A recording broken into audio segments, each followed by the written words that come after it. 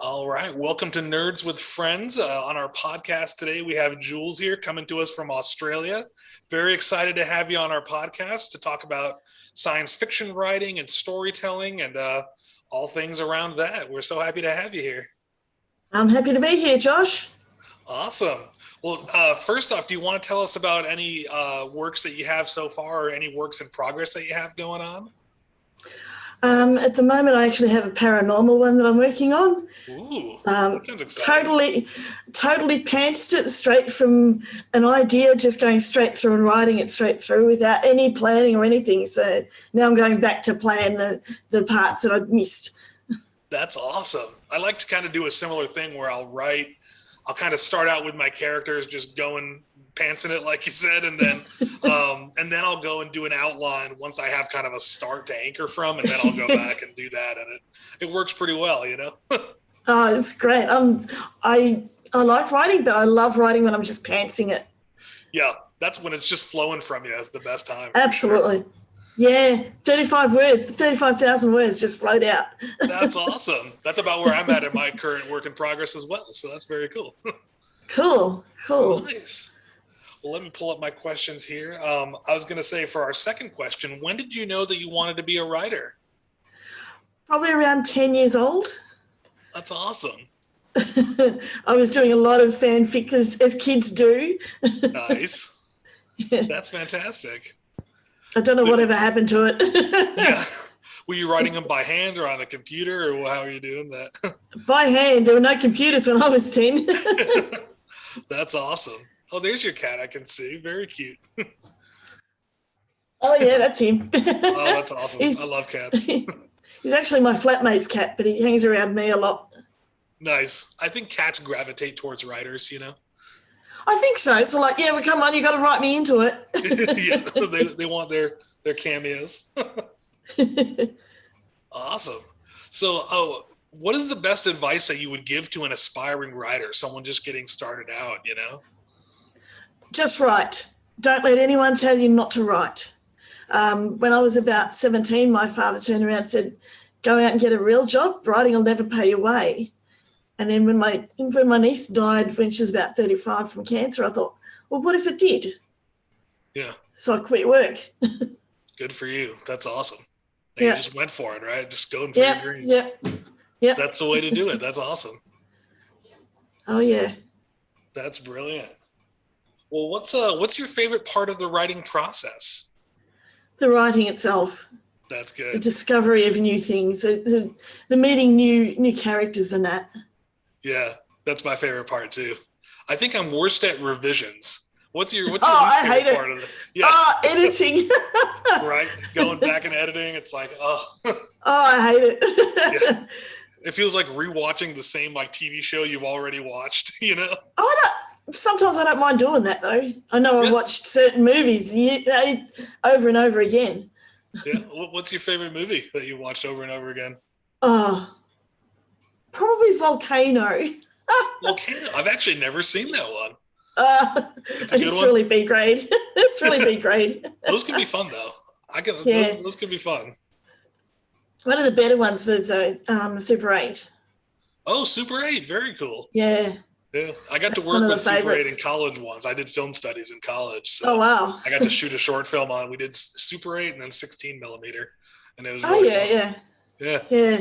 My father had a Super 8 camera, but all of the films are just gone and weren't stored correctly. So I lost a lot of family memories that way. Oh, I'm sorry to hear that. That's too bad. We've got them up in our heads, though. Yeah, exactly. That's good. Well, I was going to say for your current work in progress, your awesome sounding paranormal story, if your main character from that story had to go on a road trip with the main character from the last book you read or the last movie you watched, how would that play out? How would that go? She'd be trying to get into houses that were haunted. Oh, okay.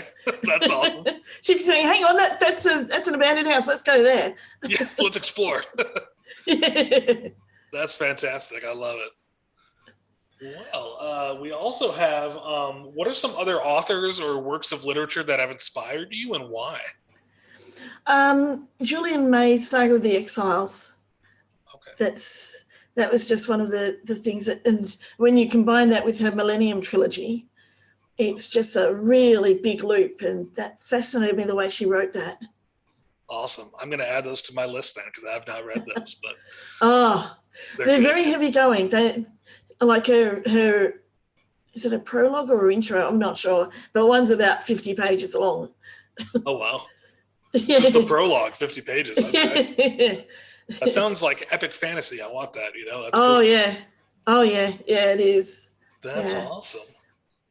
Well, another fun question we have on our interview is tell us about your favorite minor character in the story you're working on and why they're your favorite.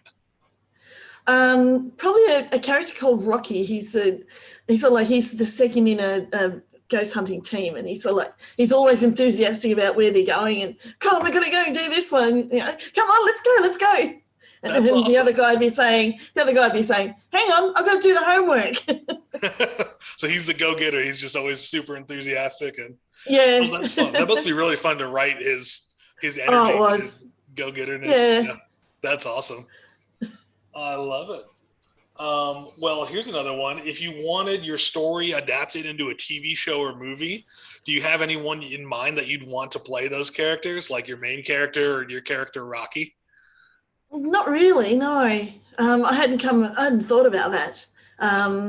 Probably the main character would be someone who would look like what's the woman out of Matrix? With the slick back hair and the Carrie-Anne Moss. Yeah, she's great. But he's got to have the slick back hair and the leather. Yeah, and the leather's important for the badass quality. I love it. Oh, absolutely.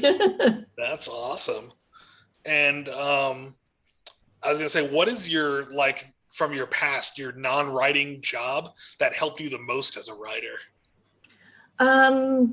I was working in a call centre for. I've worked in land areas for a long time with the government, and 35 years or so. Oh, wow. And all of that history allowed me to start writing training documents for people in the call centre, and that sort of really honed the information or honed the writing capabilities. That's awesome. I also worked in a call center, and getting the training is important because that's a hard job. Oh yeah. I worked for T-Mobile's call center for about a year and a half. Well, after I finished in that call center, I actually worked in our version of your Social Security in their call center. Yeah, that must have been hard when involving people's money. That's got to be a challenge. It was a challenge in that, are they scamming us and rorting the system, or are they being genuine? And you could tell after a while. You could tell. Yeah, you got good at being able to vet them. Yeah. Oh, yeah. And there's so many people out there doing it hard. Yeah. That's good you were able to help them out. That's really cool. Oh, yeah.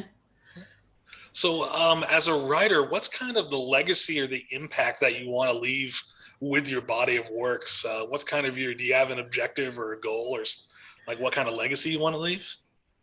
Just to help people escape the hard, mundane side of work, of living. The work, go to work, come home, go to bed, go to work, come home, go to bed. If I can give them something else, then I'll be happy with that. That's fantastic. I love that. Just, good, healthy escapism. That's great. Exactly. We all need it. We all need it. Yeah. Oh, that's fantastic. The last question we've got is, tell us about your writing routine. What are some helpful things you do? For me, I've always got to have coffee when I'm writing. That's kind of my main staple of it. But sometimes I'll listen to music. Sometimes I'll be silent. The cats sort of jump in and jump out when they want. So get off the desk. They want making sure they don't. Oh yeah, I got to make sure they don't sit on the keyboard. That's the worst part. Oh yeah, that's accidentally erase a paragraph, and it's like, it's where did that go? Yeah, well, that's awesome. But, routine. I don't really have. Oh, I've got to have this. If I get really stuck, I've got a hat that has think on it. Oh, nice. So I wear that. I like that.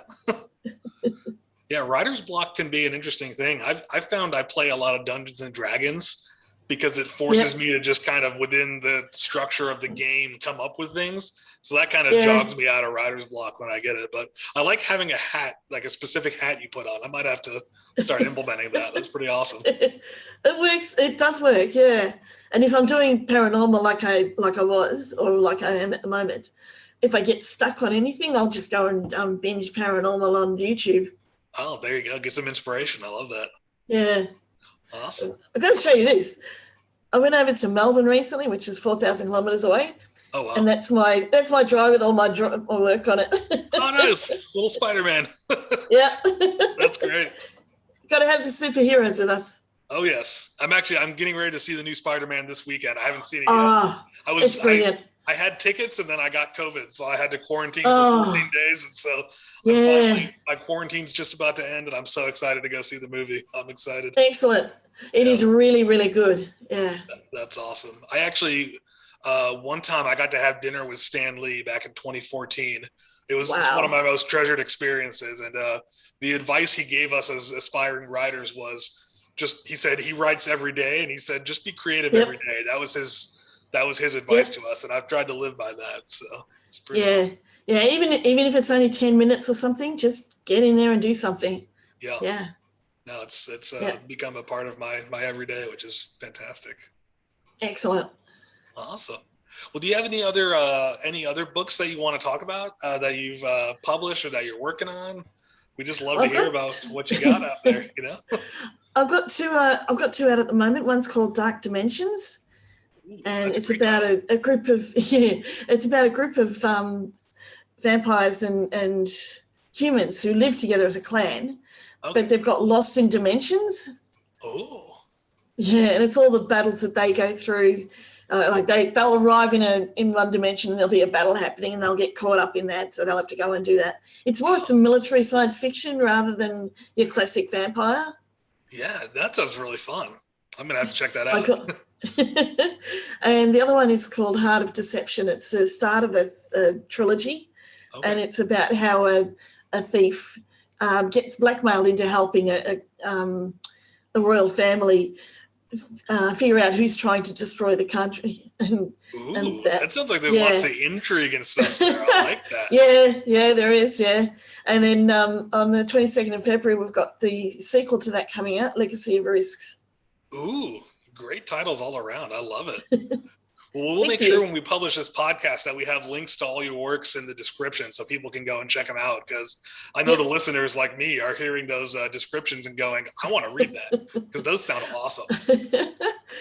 Thank you. Yeah, no, those sound really good. I'll be picking up my own copies. I assume they're available on Amazon? Absolutely, yep. Great. That's where I'll be going right after this call because those sound good, especially the vampire one. It was Dark Dimensions, you called it? Correct, yeah. Cool. And I'm actually after this and get all your different links for social media. Yeah. Because the viewers are going to want to follow you, which is awesome. Oh, thank you. Well, with the Dark Dimensions, I'm actually working on the sequel to that one. I'd actually sent it to editing, and then a friend came back with feedback and said, "Why don't you try it this way?" And I thought, okay, let's write that part in a different way. So now I'm going through that to see whether that changes it and makes it more dramatic, which I think it will. That's exciting. Yeah. Well, I can't wait to read them, especially that one. That one sounds really cool with the vampires and the humans clan going through dimensions. I love that. That sounds great. Oh, thank you. Yeah. Well, thank you so much for appearing on the Nerds and Friends podcast, Jules. It was a pleasure talking with you. Thank you for having me. Of course, yeah. And we'll talk to you later. We'll see you another time for sure. Thanks so much. Sure will. Thanks, Josh.